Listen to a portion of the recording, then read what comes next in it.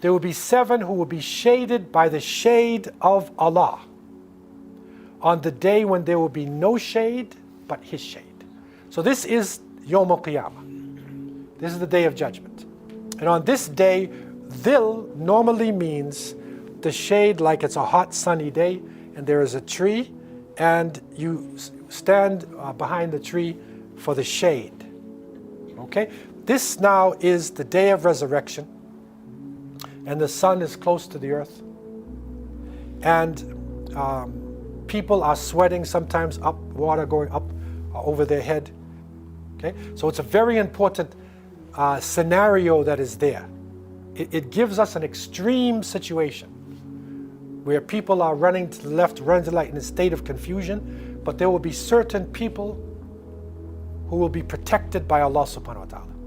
So now, what are the categories? One is a just imam, imamun adil. An imam here means a leader. If you say imam, usually people think of the imam of a masjid. So it's basically leadership who's leading the Muslims. Okay? But this person, the quality of this person is justice. And this is probably one of the most important qualities for leadership after, Muslim leadership, after the belief in one God and submission, to the will of Allah. Justice. That the leaders have to be just. And as our previous tradition said, speaking the truth, even if it's against yourself. Speak the truth. And the leader has got to be just. If the leader's time is up, his time is up. I don't understand some of the leaders now in the world today. I don't want to mention countries, but there's some countries, the person's going for the 5th time in office, time in office, leading for like decades, and he's in a wheelchair and still wants to be the leader of the country.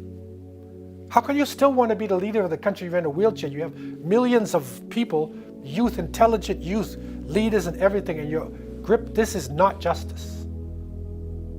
Then you have situations where if people disagree with the leader, they are brutalized.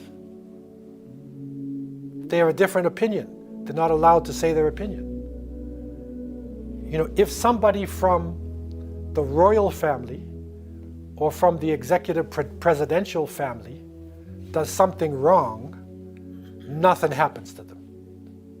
But if you do wrong as a foreigner in their country who got a visa to work, you're in trouble.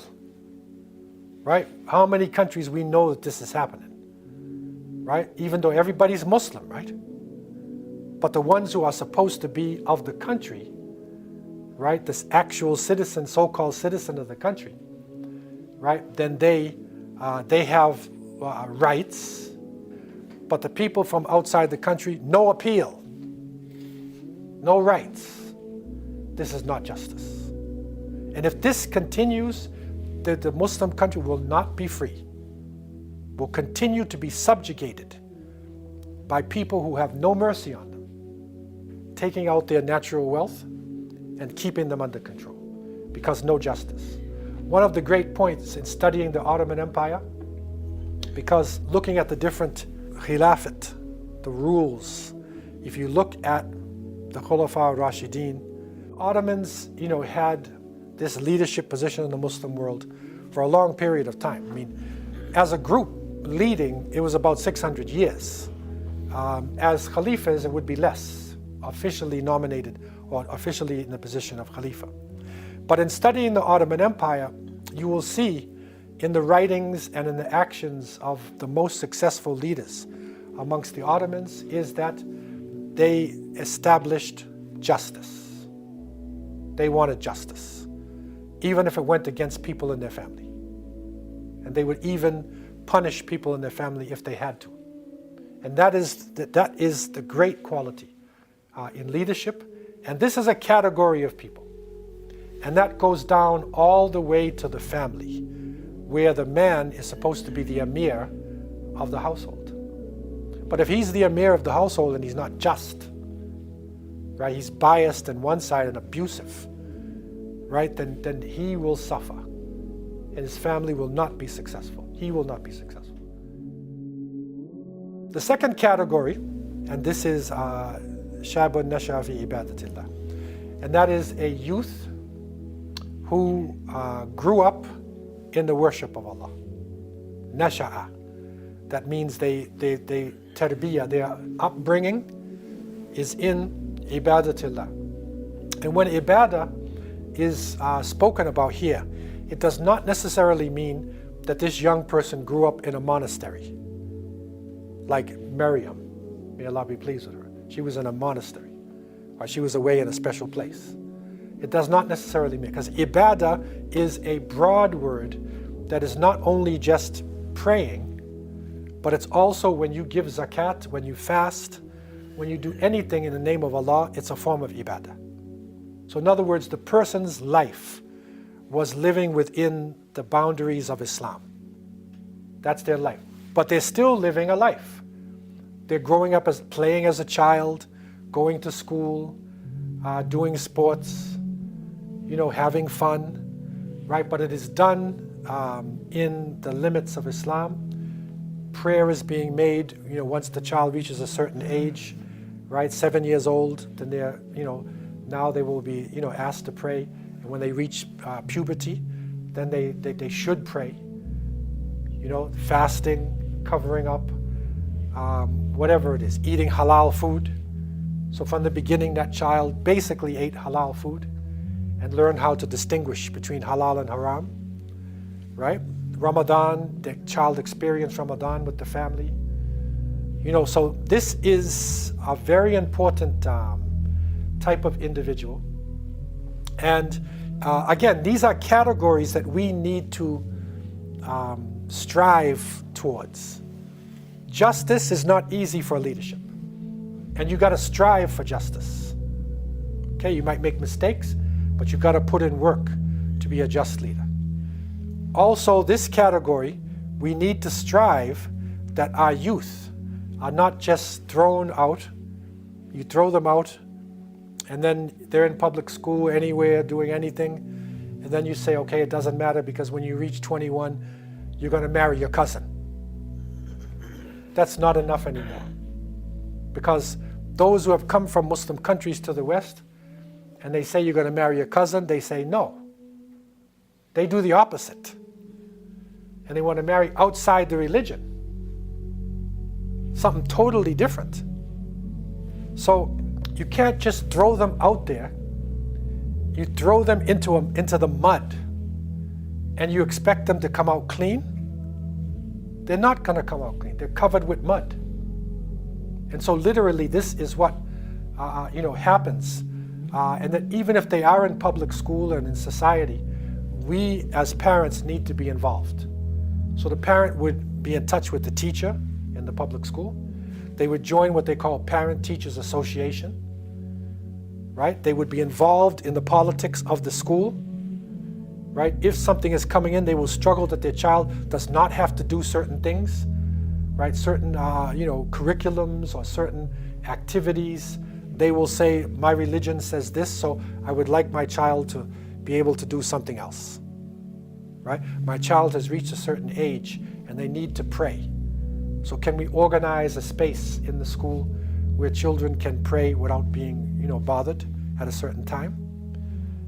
So when parents are involved and communities are involved, then they're still in Ibadatillah. So even if it doesn't mean you have to be in an Islamic school, right? Quran school, only Quran school. Doesn't necessarily mean that. You could be in a public school and become very much involved in the deen. Okay? So this is the second category of a youth who grew up in the worship of Allah. The third category, as we go along, the third category is a man whose heart is attached to the masjid. His heart is attached to the masjid.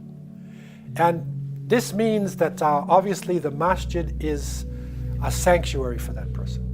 When the person goes to the masjid, they are feeling warmth in the masjid. They feel at home. They feel sanctuary. They feel spirituality. So this is not only something coming from the person itself, I believe, because this is a category, but it has something to do with the community as well. How is the masjid set up? Many of the masjids are set up only as a place to make salat. Outside of salat, it is not a friendly place. Sometimes even during salat, it is not. And one of the practices of people in Cape Town, and I'm not saying just because they're Shafi, no, it is maybe a Malay, something to do with Malaysian, thinking and whatnot. Malays are really friendly people. Is that, and it's a good practice. I like that. At first I was a little bit, because I'm coming out of here, where you make salat, and then, the person next to you, they just get up and they walk, right? In Cape Town, when they make their salams, then they turn to one hand, Assalamu alaikum, and they go the other side, Assalamu alaikum. Everybody shakes the hand of the person next to them. Everybody does. And the problem happens when somebody comes from Toronto or New York or London, especially London, England, where the tough guys are, and you come in there and they're shaking your hand, you're going, why? But that's your brother giving his hand to you, man. I mean, aren't you supposed to know something about the person who just prayed next to you? Shouldn't you smile in his face? Think about that. That's the warmth that a masjid is supposed to give. You don't have to do it, by the way. If a person just got up and walked away, salat's complete. Right? But still, and then another thing which is a beautiful thing, and I noticed it in Turkey, but I made the Jummah khutbah about a month ago in Washington at the Diyanat. It's a Turkish kulliya. It's a Turkish masjid complex. So after Fajr, we made Fajr and they asked me, can you give a talk after Fajr? So I gave a talk, and then when I was finished, the Imam came next to me, and all the people who made Fajr got in a line, and they went around, and they all shook the hand of the Imam. And I was the speaker, so they shook my hand. They went in a line, everyone went right around in a circle. And you shake everybody's hand, Assalamu alaikum Ali, how are you? Assalamu alaikum Zaid. And everybody shakes the hand of everybody, right? And then the circle goes like that, and then you're in a circle, right? And then they shake each other's hand, and then they break into, then you do what you want to do. Some read Quran, some leave, whatever. But the point is that feeling that you have, you get to know all the people who are making the salat. You know each other. And after a while, if somebody's not there and was regular, you might even say, what happened to Zaid? Right? If Zaid was sick in the hospital, the people in the masjid might say, let's go to the hospital. Because that's our brother Zaid, right? Who we pray with, we know him. He smiled in our face every day, right? That's the kind of things that a masjid should do, because we're not necessarily working together and doing other things together, but the masjid is jamia, so it brings us together and gives us that feeling. So this hadith is not only talking about the individual, that person who loves the masjid for Allah subhanahu wa ta'ala, they love it. They love to be there for the salah. That person will be under the shade of Allah. But I'm looking at this also, that house of worship, relative to some of our houses, needs to facilitate somebody to love it. Because it's going to be difficult to love a place if the person said, okay, brother, lights off, leave, please. I'll call the police. How can you fall in love with a place if the person just kicked you out? But the shahid here is this person who has that feeling, inshallah, they will be under the throne of Allah. Two men, and it could be two women as well, who loved each other for Allah, in that they met each other for Allah and they separated for Allah. So, purely for an Islamic reason, they got together. They prayed together, they read hadith together, they distributed food together. Because when you say they meet for Allah, we're not restricting it to sitting in a masjid with a book. These two could be giving, they could be feeding the poor. And they say, we're going to, for Allah, we're going to go down to this place and we're going to give out sandwiches for Allah subhanahu wa ta'ala. It might even be Amr bil Ma'ruf wa Nahy al Munkar. we're going to clear the gangsters out of the street. Whatever it is they did for Allah, they met together for Allah, and when they separated, it was for Allah. Okay? So that feeling, it was not for fame, it was not for money, it was not for glory, it was for Allah subhanahu wa ta'ala. These people will be under the shade of Allah when there is no shade except for His shade. The next is a man who was called and enticed by a beautiful woman, but he said, Inni akhafu Allah. It was a man who was called. The woman, and the classical example is Yusuf alayhi salam, the Prophet Yusuf, who was called, by Zulaykha, right? He was called, and then she tested him, and he was almost, about to commit adultery with her, and no, Inni akhafu Allah, and he went to jail for that. So this is seduction. It's seduction, and people get seduced today. And it's possible with these categories that it could be also a woman who is seduced by a man. So these categories can be flexible, right? However, generally speaking, the man is weaker sexually than the woman in terms of seduction, because men are weaker with their eyes and their nafs. Generally, because the woman being the mother has a different relationship with sexuality.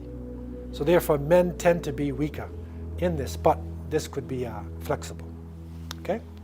The next point is a man who gave charity in a secret way that his left hand did not know what his right hand gave.